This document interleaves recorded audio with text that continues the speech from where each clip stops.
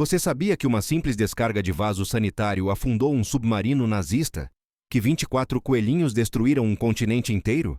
E que um homem declarou guerra aos Estados Unidos e ganhou, sem disparar um único tiro? Começamos com aquilo que pode ser o momento mais vergonhoso da história militar. Setembro de 1788, Batalha de Caransebeş. O exército austríaco, com impressionantes 100.000 soldados, marchava para enfrentar os turcos otomanos.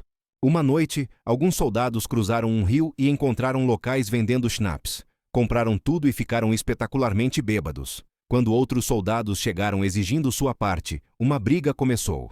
Alguém disparou um tiro. No caos e escuridão, os diferentes grupos étnicos do exército austríaco, que falavam línguas diferentes, não conseguiam entender os gritos uns dos outros. Alguém berrou, "Turcos!", como piada ou aviso. O pânico se espalhou instantaneamente. A cavalaria atacou a infantaria. A artilharia disparou contra as próprias tropas. Soldados fugiram em todas as direções, pisoteando uns aos outros. Ao amanhecer, os austríacos haviam matado ou ferido entre 1.000 e 10.000 dos seus próprios homens. O exército otomano chegou 2 dias depois e encontrou um campo coberto de cadáveres austríacos e um acampamento vazio e traumatizado. Tomaram a cidade sem lutar. General Luigi Cadorna comandou o exército italiano durante a Primeira Guerra Mundial e conseguiu algo notável. Lutou 12 batalhas separadas no mesmo rio e perdeu todas. O rio Isonzo, na fronteira ítalo-austro-húngara, tornou-se palco das obsessivas investidas frontais de Cadorna de 1915 a 1917. Cada vez ele ordenava que seus homens atacassem diretamente as posições austríacas entrincheiradas. Cada vez eram massacrados. Cada vez Cadorna culpava seus soldados por falta de coragem e ordenava a decimação, a antiga prática romana de executar 1 a cada 10 homens de unidades que recuavam. Ele removeu mais de 200 generais e milhares de oficiais por incompetência, ou seja, por questionarem suas táticas suicidas.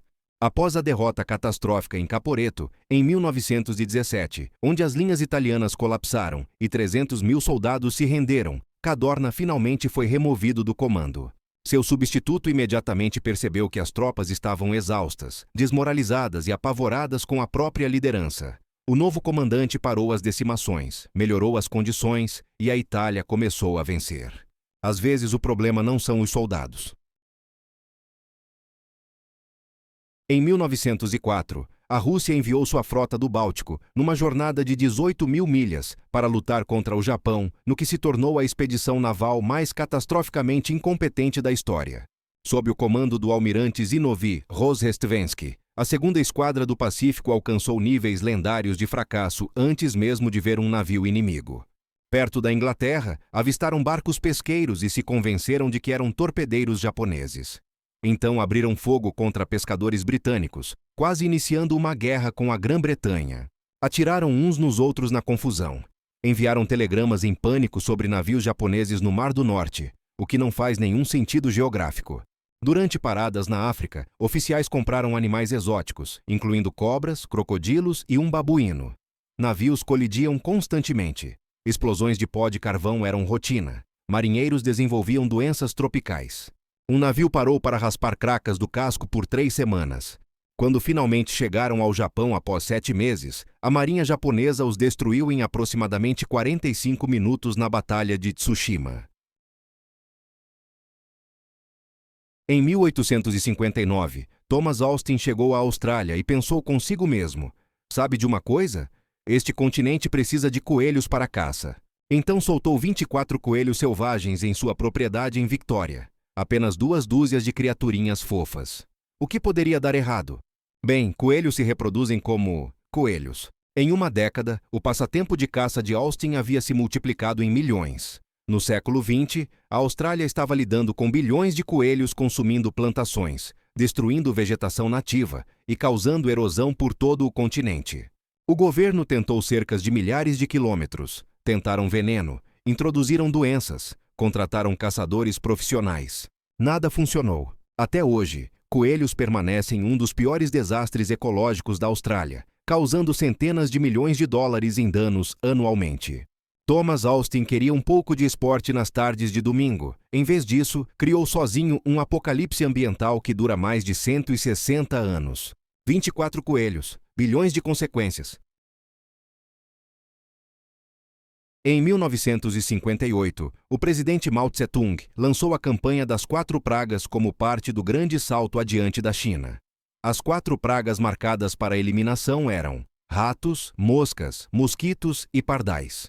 Os pardais entraram na lista porque comiam sementes de grãos, e Mao decidiu que a China cultivaria mais comida se esses pássaros ladrões fossem eliminados. Cidadãos por toda a China batiam panelas e frigideiras para impedir os pardais de pousar, até que as aves caíssem de exaustão. Destruíam ninhos e matavam filhotes. Em 2 anos, a população de pardais colapsou. O que Mao não considerou foi que pardais também comem insetos, muitos insetos, particularmente gafanhotos. Sem predadores naturais, populações de gafanhotos explodiram por toda a China. Eles devoraram muito mais plantações do que os pardais jamais haviam comido. Este desastre ecológico contribuiu diretamente para a Grande Fome Chinesa, uma das fomes mais mortais da história humana, matando aproximadamente 15 a 55 milhões de pessoas entre 1959 e 1961. Mao eventualmente removeu pardais da lista de pragas e adicionou percevejos, mas o estrago já estava feito. O ano era 1927. E Hollywood estava prestes a mudar para sempre com a introdução do som sincronizado nos filmes. A Warner Brothers estava desenvolvendo essa tecnologia revolucionária. Mas nem todos na empresa estavam convencidos. Harry Warner, um dos irmãos fundadores, respondeu à ideia de filmes falados com absoluta perplexidade. Quem diabos quer ouvir atores falando? Ele teria perguntado. Na mente dele, filmes eram uma forma de arte visual. Adicionar diálogo seria um truque, uma moda passageira que as audiências rejeitariam. Claro, apenas um ano depois, a Warner Brothers lançou O Cantor de Jazz, o primeiro grande filme falado, e se tornou uma sensação que transformou toda a indústria. Estrelas do cinema mudo viram suas carreiras evaporarem da noite para o dia, enquanto uma nova era do cinema nascia.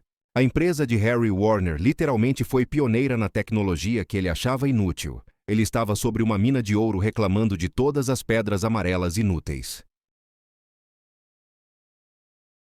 Em 1946, Darryl F. Zanuck era vice-presidente da 20th Century Fox, um dos estúdios mais poderosos de Hollywood. Quando perguntado sobre a tecnologia emergente da televisão, Zanuck foi desdenhoso. A televisão não será capaz de manter qualquer mercado que capturar após os primeiros 6 meses, ele declarou. As pessoas logo vão se cansar de ficar olhando para uma caixa de compensado toda a noite. Esta previsão veio de um homem cuja carreira inteira foi construída sobre entender o que as audiências queriam. Ele havia produzido incontáveis filmes de sucesso e ajudado a construir uma das empresas de entretenimento mais dominantes da América. No entanto, ele não conseguiu ver que a caixa de compensado transformaria fundamentalmente como os humanos consomem mídia. Em 2 décadas, a televisão estava em praticamente todo o lar americano. A frequência aos cinemas despencou. Estúdios se esforçaram para competir. A Fox eventualmente se tornou parte de um império de mídia que incluía, sim, redes de televisão. A previsão de Zanuck não envelheceu bem 6 meses. Envelheceu tão mal quanto qualquer previsão da indústria do entretenimento já feita.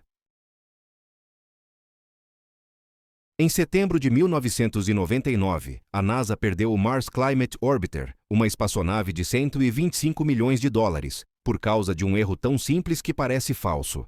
O orbitador foi projetado para estudar o clima marciano e servir como retransmissor de comunicações. Após sua jornada de 9 meses, a espaçonave se aproximou de Marte para a inserção orbital, disparou seus propulsores e desapareceu atrás do planeta. Nunca voltou. A investigação revelou o problema. A Lockheed Martin, a contratada que construiu os propulsores da espaçonave, os havia programado usando unidades imperiais, especificamente libras-segundos de força. A equipe de navegação da NASA, que calculou a trajetória, usou unidades métricas, newton-segundos. Ninguém notou a discrepância durante todo o período de desenvolvimento e voo. O orbitador se aproximou de Marte na altitude errada, entrando na atmosfera em vez de orbitar, e ou queimou ou ricocheteou para o espaço. Uma equipe usou pés e libras, outra equipe usou metros e newtons. Ninguém converteu nada. Uma missão inteira a Marte perdida por causa de um erro de conversão ensinado em aulas de física do ensino médio. Idi Amin, o ditador de Uganda de 1971 a 1979, era famoso por muitas coisas: repressão brutal, comportamento errático e se dar títulos como Sua Excelência, Presidente Vitalício, Senhor de todas as feras da terra e peixes dos mares. Mas talvez seu momento mais absurdo tenha vindo em 1978, quando ele oficialmente declarou guerra aos Estados Unidos da América. Todo o país, aquele com o maior exército do mundo, arsenal nuclear e alcance global. Amin enviou um telegrama anunciando hostilidades. A resposta do Pentágono? Nada. Eles nem sequer reconheceram. Amin esperou aproximadamente um dia, depois declarou vitória. Ele anunciou que Uganda havia derrotado a América, que o inimigo imperialista havia sido vencido e que ele era agora o conquistador da superpotência ocidental. Ele até se concedeu medalhas por esse triunfo. Washington nunca comentou, provavelmente nem notaram. Amin celebrou sua vitória imaginária por anos, provando que você pode vencer qualquer guerra se for o único que sabe que ela está acontecendo. Jean Bedel Bokassa tomou o poder na República Centro-Africana em 1966 e passou uma década consolidando a autoridade antes de decidir, em 1977, que simplesmente ser presidente não era prestigioso o suficiente. Ele se tornaria um imperador. Não metaforicamente. Um imperador de verdade, com uma cerimônia de coroação modelada diretamente após a coroação de Napoleão Bonaparte, em 1804.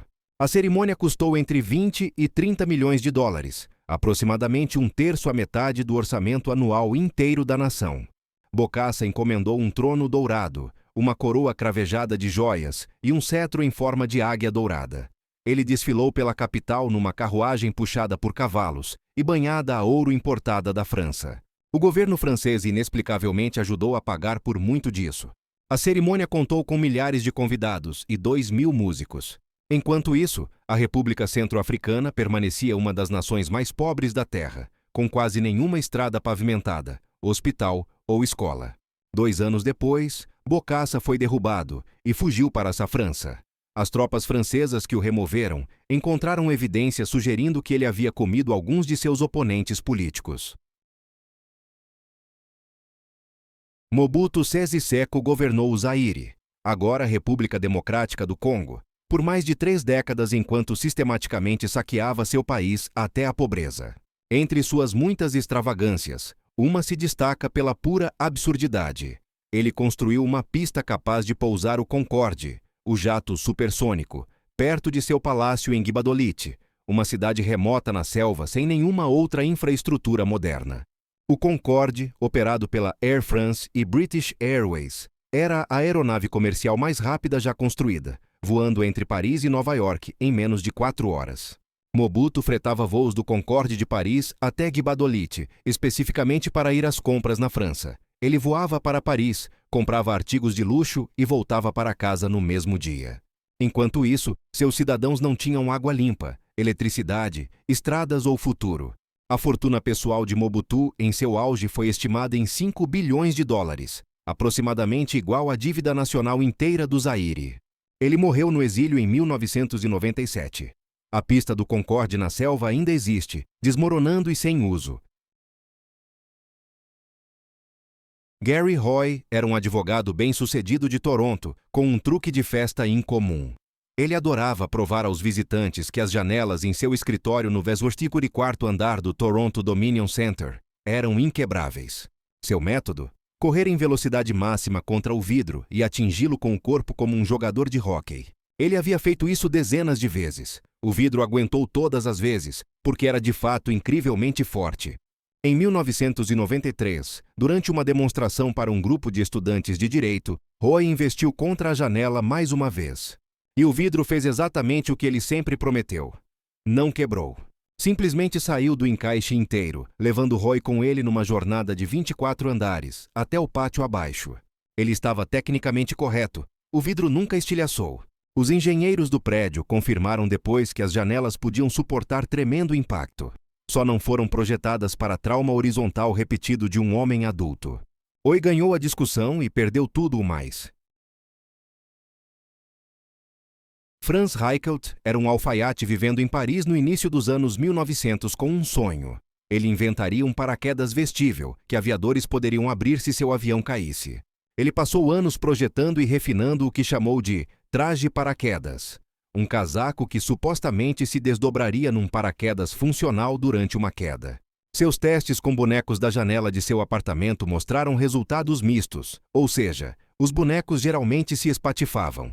Mas Reichelt permanecia convencido de que seu design funcionaria com uma pessoa real dentro, porque o movimento humano, de alguma forma, ajudaria a abrir o paraquedas adequadamente. Em 4 de fevereiro de 1912, ele conseguiu permissão para testar sua invenção da Torre Eiffel, supostamente usando um boneco. Em vez disso, ele apareceu vestindo o próprio traje. Espectadores e câmeras de filme observaram enquanto Reichelt ficou na primeira plataforma, hesitou por 40 segundos e pulou. O traje paraquedas nunca abriu. Ele caiu 57 metros, deixando uma cratera mensurável no chão congelado abaixo. Confiança é importante, mas testes também. Durante a Guerra Fria, a CIA teve muitas ideias questionáveis, mas a Operação Gato Acústico pode ser o pico da absurdidade cara. Nos anos 60, a CIA gastou aproximadamente 20 milhões de dólares para transformar um gato doméstico comum num sofisticado dispositivo de vigilância. Cirurgiões implantaram um microfone no canal auditivo do gato, um transmissor de rádio na base do crânio e passaram uma antena pela cauda. O plano era soltar esse espião felino perto de alvos soviéticos e espionar conversas sensíveis. Após anos de desenvolvimento e testes, o momento finalmente chegou para a primeira missão real. O gato foi solto perto do complexo soviético em Washington. Ele caminhou para a rua e foi imediatamente atropelado por um táxi. 20 milhões de dólares, incontáveis horas de trabalho, procedimentos cirúrgicos de ponta e a tecnologia miniaturizada mais avançada da época. Tudo destruído em 5 minutos por um táxi amarelo comum. O projeto foi silenciosamente descontinuado. Louis Slotin era um físico canadense trabalhando no projeto Manhattan, especificamente conduzindo experimentos de criticidade para determinar quanta matéria físsil era necessária para uma reação nuclear em cadeia. Seu método envolvia aproximar 2 hemisférios de plutônio, revestidos de berílio, usando uma chave de fenda para mantê-los separados. Outros cientistas chamavam isso de fazer cócegas na cauda do dragão. Em 21 de maio de 1946, Slotin estava demonstrando este procedimento para colegas quando sua chave de fenda escorregou. Os hemisférios se fecharam. A sala se encheu com um flash azul de radiação. Slotin instantaneamente recebeu uma dose letal. Ele rapidamente separou as esferas com as próprias mãos nuas, parando a reação e salvando as vidas das outras 7 pessoas na sala. Mas para Slotin, acabou. Ele morreu 9 dias depois de envenenamento agudo por radiação. O núcleo de plutônio envolvido neste acidente já havia matado outro cientista 8 meses antes num incidente similar. Ficou conhecido como o núcleo demoníaco e eventualmente foi derretido. Alguns dragões não devem ter suas caudas atormentadas. Em 28 de junho de 1914, o arquiduque Franz Ferdinand da Áustria sobreviveu a uma tentativa de assassinato em Sarajevo, quando uma bomba lançada contra seu carro ricocheteou e explodiu atrás dele. Mais tarde naquele dia, seu motorista, Leopold Loika, fez uma curva errada ao navegar pelas ruas desconhecidas da cidade. Percebendo seu erro, Loika parou o carro para dar ré. O motor morreu. E por pura coincidência cósmica, o carro parou diretamente em frente a uma lanchonete, onde Gavrilo Príncipe, um dos assassinos fracassados da manhã, estava sentado comendo, após desistir da missão. Príncipe olhou para cima, viu o arquiduque sentado imóvel num carro quebrado a 5 pés de distância, sacou sua pistola e disparou 2 vezes. Tanto o arquiduque quanto sua esposa morreram. Este assassinato desencadeou uma cadeia de alianças e declarações que se tornou a Primeira Guerra Mundial, que matou aproximadamente 20 milhões de pessoas e reformulou o mundo inteiro. Uma curva errada, um motor quebrado, uma lanchonete. A coincidência mais mortal da história humana. Em outubro de 1940, Benito Mussolini decidiu invadir a Grécia. Sua motivação era principalmente ciúmes. Hitler vinha conquistando a Europa sem consultar seu aliado italiano, e Mussolini queria seu próprio triunfo militar. Ele deu a ordem sem preparação adequada, suprimentos ou até mesmo equipamento de inverno, apesar de invadir quando o tempo ficava frio. Os gregos deveriam colapsar rapidamente. Em vez disso, contra-atacaram ferozmente e empurraram o exército italiano de volta para a Albânia. A invasão de Mussolini se tornou um desastre humilhante. Hitler estava furioso. A Alemanha havia planejado a Operação Barbarossa, a invasão da União Soviética, para a primavera de 1941. Agora, Hitler teve que desviar forças para resgatar Mussolini, conquistando a Grécia e a Iugoslávia primeiro. Isso atrasou Barbarossa em aproximadamente 5 a 6 semanas. Quando forças alemãs finalmente invadiram a URSS, chegaram aos arredores de Moscou, justamente quando o brutal inverno russo chegava. Muitos historiadores argumentam que aquelas semanas perdidas fizeram a diferença entre vitória alemã e a catástrofe congelada que se seguiu. Quando Richard Nixon instalou um sistema secreto de gravação na Casa Branca em 1971, ele pretendia criar um registro histórico que provaria sua grandeza para gerações futuras. Cada conversa no Salão Oval, na sala do gabinete e em certos telefones seria capturada para a posteridade. Nixon queria evidência de seu brilhantismo diplomático. O que ele conseguiu foi evidência de conspiração criminal. As fitas capturaram Nixon discutindo usar a CIA para obstruir a investigação do FBI sobre a invasão de Watergate. Gravaram ele aprovando pagamentos de silêncio para invasores. Preservaram ele usando insultos étnicos e fazendo declarações paranoides sobre seus inimigos.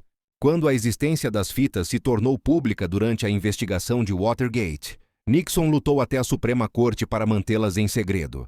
Ele perdeu. As transcrições destruíram qualquer apoio restante para sua presidência. Nixon renunciou em agosto de 1974. Ele havia construído o dispositivo de autoincriminação mais abrangente da história política, gravando a si mesmo cometendo os crimes que terminaram sua carreira. Em 2016, a sofisticada rede de supermercados britânica, Waitrose, lançou o que parecia uma promoção inofensiva: café grátis para qualquer um com cartão de fidelidade. Faça o cadastro, ganhe café grátis para sempre. A equipe de marketing imaginou atrair compradores mais afluentes que navegariam pelos produtos orgânicos, enquanto sorviam seu flat white cortesia. A realidade foi diferente. A notícia se espalhou rapidamente entre os taxistas de Londres, que perceberam que podiam obter café ilimitado grátis durante seus longos turnos. Então a comunidade de sem-teto descobriu que o Waitrose oferecia bebidas quentes e assentos confortáveis sem exigência de compra. Logo, certas localizações do Waitrose se transformaram em abrigos não oficiais e salas de descanso para taxistas. Clientes reclamavam de encontrar assentos ocupados por pessoas que não tinham intenção de comprar nada. Algumas localizações relataram famílias estendidas inteiras acampando por horas. A empresa tentou limitar silenciosamente a promoção, mas enfrentou reação por discriminar não compradores. Eles aprenderam uma lição cara. Nunca subestime a capacidade das pessoas de otimizar uma oferta gratuita de maneiras que você nunca antecipou. Adam Osborne fundou a Osborne Computer Corporation e, em 1981, lançou o Osborne 1, o primeiro computador portátil comercialmente bem-sucedido. Foi um sucesso. As vendas eram fortes. A empresa estava crescendo rapidamente. Então Osborne cometeu um erro que imortalizaria seu nome em escolas de negócios para sempre. Em 1983, enquanto o Osborne 1 ainda era o único produto da empresa gerando receita, Osborne anunciou publicamente os próximos modelos Osborne Executive e Osborne Vixen, descrevendo-os como mais rápidos e melhores em todos os aspectos. O anúncio deveria gerar empolgação. Em vez disso, clientes imediatamente pararam de comprar o Osborne 1. Por que comprar um produto inferior quando versões superiores estavam chegando em breve? As vendas colapsaram virtualmente da noite para o dia, mas os novos modelos não estavam prontos para a produção, e a empresa não tinha renda enquanto esperava. A Osborne Computer Corporation declarou falência em setembro de 1983. Este fenômeno, onde anunciar produtos futuros mata vendas de produtos atuais, agora é oficialmente chamado de efeito Osborne. A cura para o sucesso? Contar a todos que coisas melhores estão vindo. Em 1928, Henry Ford decidiu que borracha era importante demais para importar de colônias britânicas, então ele cultivaria a própria na Amazônia brasileira. Ele comprou uma área do tamanho de Connecticut e construiu uma cidade americana chamada Fordlândia, completa com fileiras organizadas de casas, hidrantes, um hospital, escolas e um campo de golfe. As árvores de borracha foram plantadas em fileiras organizadas, estilo americano. Os trabalhadores foram forçados a comer comida americana, participar de danças de quadrilha, viver em casas de estilo americano inadequadas para o calor tropical, e foram proibidos de beber álcool, fumar ou manter mulheres em suas moradias. A selva rejeitou tudo isso. Árvores de borracha plantadas em fileiras pegavam doenças e pragas que a floresta naturalmente previne. Trabalhadores brasileiros se revoltaram contra a americanização forçada. Gerentes fugiram para a selva para escapar de multidões furiosas. Lagartas comeram as folhas. Fungos mataram as raízes. Após 20 anos e milhões de dólares, Fordlândia produziu essencialmente zero borracha utilizável. Ford vendeu de volta para o Brasil em 1945 com prejuízo massivo. As ruínas ainda existem, sendo lentamente consumidas pela selva. Thomas Migley Jr. pode ser o indivíduo ambientalmente mais destrutivo da história humana, e ele conseguiu isso através de pura inovação. Nos anos 1920, ele resolveu o problema de batida no motor, adicionando chumbo tetraetila à gasolina. A gasolina com chumbo envenenou a atmosfera por décadas, causando danos cerebrais, aumento nas taxas de criminalidade e incontáveis mortes pelo mundo. Mas Migley não havia terminado. Ele então inventou clorofluorcarbonos, conhecidos como CFCs, como refrigerante seguro. Esses químicos procederam a rasgar um buraco na camada de ozônio que protege a Terra da radiação solar. Um homem, duas invenções, e mais dano ambiental do que nações inteiras tipicamente conseguem. Historiadores notaram que Migley teve mais impacto negativo na atmosfera da Terra do que qualquer outro organismo individual na história planetária. A ironia continuou até sua morte. Após contrair poliomielite, ele projetou um elaborado sistema de cordas e polias para ajudá-lo a sair da cama. Em 1944, ele ficou emaranhado em sua própria invenção e acidentalmente se estrangulou. Harry Randall Truman, sem relação com o presidente, possuía o Mount St. Helens Lodge, no Spirit Lake, Washington, por mais de 50 anos. Quando cientistas alertaram no início de 1980 que o vulcão estava mostrando sinais de erupção iminente, autoridades ordenaram evacuações. Harry se recusou a sair. Ele tinha 83 anos e esta montanha era seu lar. Ele deu entrevistas a repórteres, posou para fotografias e se tornou um herói popular por sua independência teimosa. "A montanha e eu temos acordos prévios", ele disse. "Vou ficar bem aqui." Ele se comparou ao capitão afundando com seu navio. Em 18 de maio de 1980, o Monte St. Helens entrou em erupção com uma força equivalente a 27.000 bombas nucleares. Uma explosão lateral viajando a 480 km/h vaporizou tudo num raio de 13 km. Harry Truman e seu alojamento foram enterrados sob aproximadamente 45 metros de detritos vulcânicos. Seu corpo nunca foi recuperado. Ele conseguiu exatamente o que queria. E conseguiu exatamente o que os cientistas disseram que aconteceria.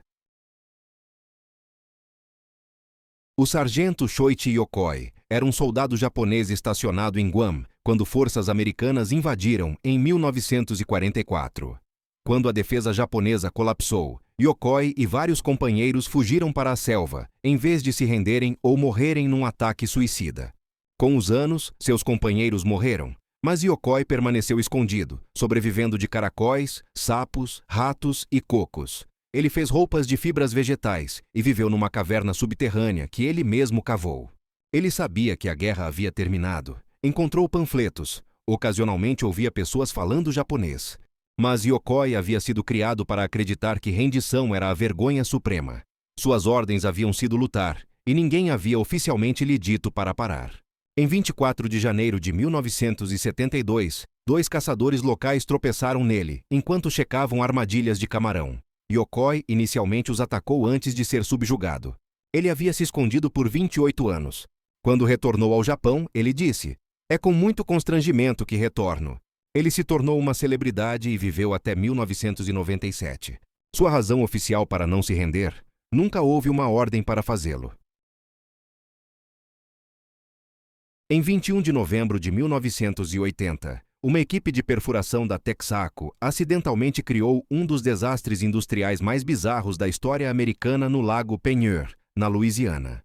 Eles estavam perfurando em busca de petróleo sob o lago, quando sua broca de 35 centímetros perfurou o teto da mina de sal Diamond Crystal, uma enorme mina de sal subterrânea que se estendia sob o leito do lago. O pequeno buraco rapidamente se tornou um redemoinho massivo quando o lago começou a drenar para dentro da mina como água descendo por um ralo de banheira. A plataforma de perfuração, 11 barcaças, um rebocador e 26 hectares de costa foram sugados para baixo da terra. A profundidade de 107 metros da mina criou sucção tão poderosa que um canal conectando o lago ao Golfo do México reverteu seu fluxo, criando uma cachoeira temporária de 45 metros, enquanto o oceano reenchia a bacia vazia do lago. Milagrosamente, todos os 55 mineiros escaparam pelos túneis. O lago, antes com 3,3 metros de profundidade com água doce, agora tem 60 metros de profundidade e cheio de água salgada. A Texaco pagou 32 milhões de dólares em indenizações. Em 1945, a tecnologia de U-Boat alemã era o orgulho da Marinha. De ponta, mortal e aparentemente equipada com um vaso sanitário tão complicado que precisava de um diploma de engenharia para dar descarga. O capitão Karl Adolf Schlitt comandava o U-1206, um submarino com um novo e sofisticado sistema de vaso sanitário de alta pressão, projetado para funcionar nas esmagadoras profundidades oceânicas. O problema? Schlitt decidiu usar esta maravilha da engenharia alemã sem ler o manual. Ele girou a válvula errada. Água do mar inundou. Essa água atingiu as baterias abaixo. E quando água salgada encontra ácido de bateria, você obtém gás cloro, que é basicamente vapores de morte armada enchendo seu tubo de metal selado. Schlitt teve que emergir imediatamente, bem na frente de aeronaves britânicas. A tripulação afundou o submarino para evitar captura. Um homem morreu. Vários foram capturados, e o submarino mais avançado da guerra foi destruído porque seu capitão não conseguiu descobrir como dar descarga. A Alemanha perdeu um U-Boat para um movimento intestinal. Quando o Tsar Nicolas II foi coroado em maio de 1896, o Império Russo organizou uma celebração pública massiva no campo de Kodinka, perto de Moscou.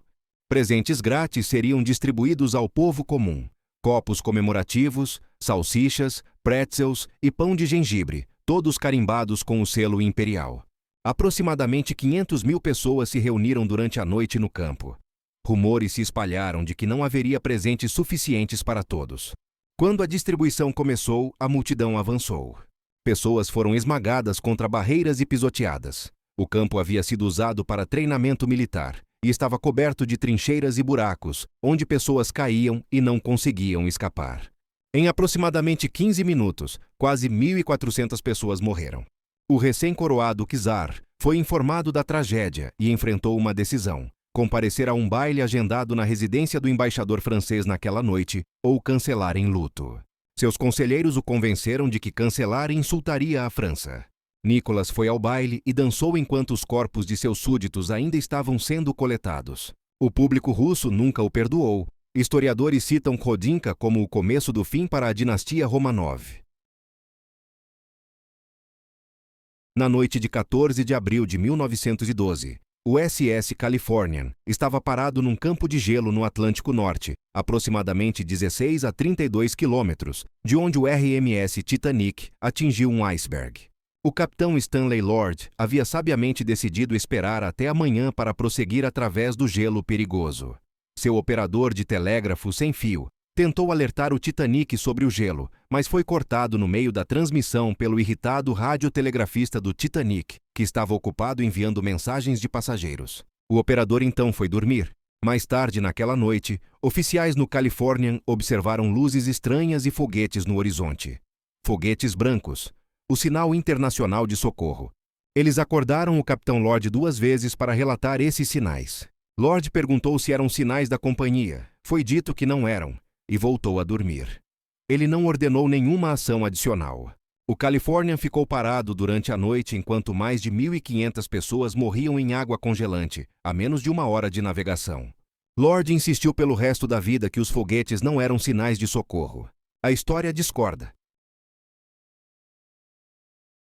Quando a Alemanha lançou sua invasão da França em maio de 1940, o exército francês era na verdade maior e melhor equipado do que muitos se lembram. Eles tinham mais tanques que a Alemanha, tinham fortificações. O que não tinham era um comandante competente. O general Maurice Gamelin, o comandante supremo francês, se recusou a instalar um telefone ou rádio em seu quartel-general. Ele considerava a comunicação eletrônica não confiável e possivelmente interceptada.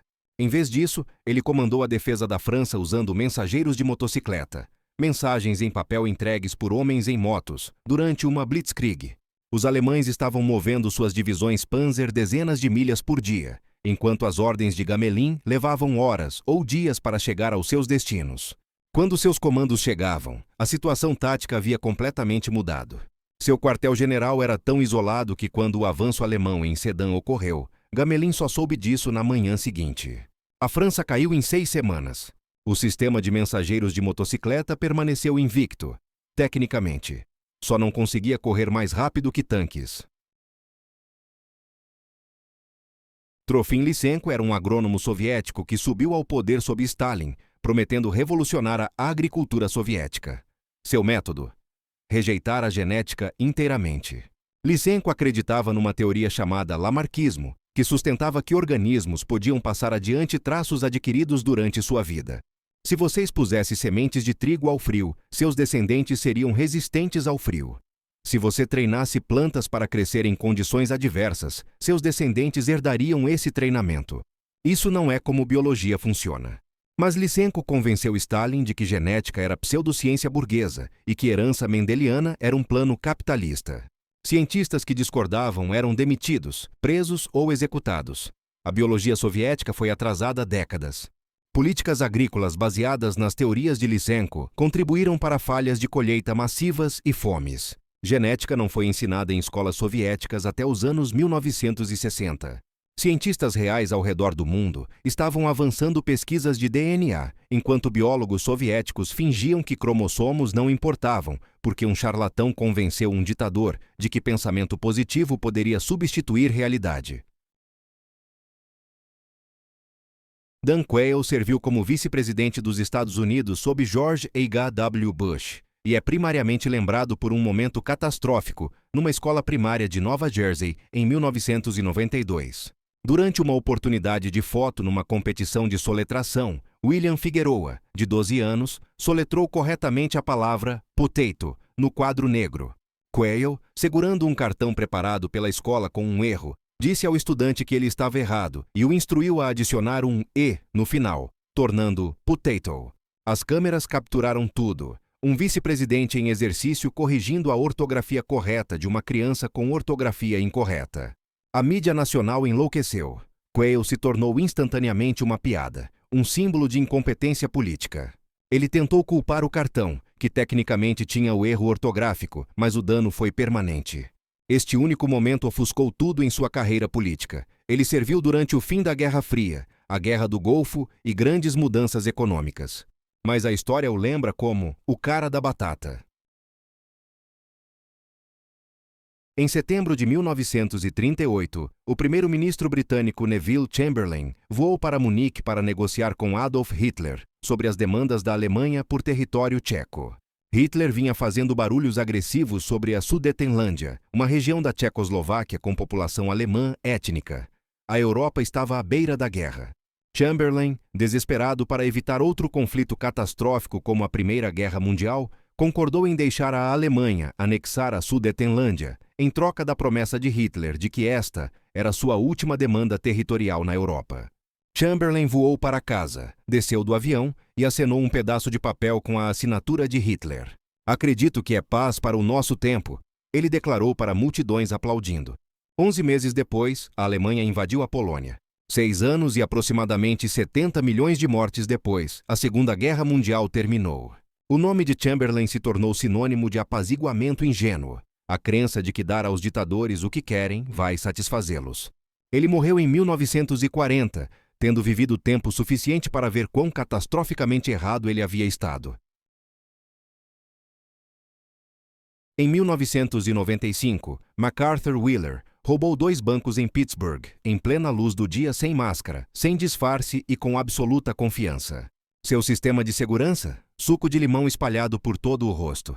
Wheeler havia aprendido que suco de limão podia ser usado como tinta invisível, só aparecendo quando aquecida. Sua conclusão brilhante: se torna tinta invisível, deve tornar rostos invisíveis também, pelo menos para câmeras. Ele supostamente até testou essa teoria tirando uma selfie Polaroid com suco de limão no rosto. E quando a foto saiu borrada, porque ele provavelmente mirou errado, ele tomou isso como prova de que seu plano era genial. As câmeras do banco capturaram seu rosto sem obstruções perfeitamente. A polícia o prendeu naquela mesma noite. Quando mostraram a filmagem, Wheeler ficou genuinamente atordoado. Mas eu usei o suco, ele murmurou. Este caso inspirou psicólogos a estudar o que agora é chamado de efeito Dunning-Kruger, onde pessoas incompetentes são incompetentes demais para perceber que são incompetentes. MacArthur Wheeler se tornou o garoto propaganda científico da estupidez confiante. Cada pessoa nesta lista acordou naquela manhã, achando que era a mais inteligente da sala. Generais que perderam guerras contra ninguém. Cientistas que envenenaram o planeta tentando ajudar. Líderes que destruíram seus próprios países buscando glória. A história adora gênios, mas foram os idiotas que moldaram o mundo tanto quanto eles. Então aqui vai meu desafio para você. Quem vivo hoje, um líder, um CEO, qualquer pessoa famosa, você tem absoluta certeza que vai aparecer numa lista como esta daqui 50 anos. Quem está cometendo agora o erro catastrófico do qual todos vamos rir depois? Deixe nos comentários. O nome mais votado eu fixo aqui. E se você chegou até aqui sem se inscrever no Arquivos Ocultos, bem, talvez essa seja a sua entrada numa lista futura. Até a próxima revelação.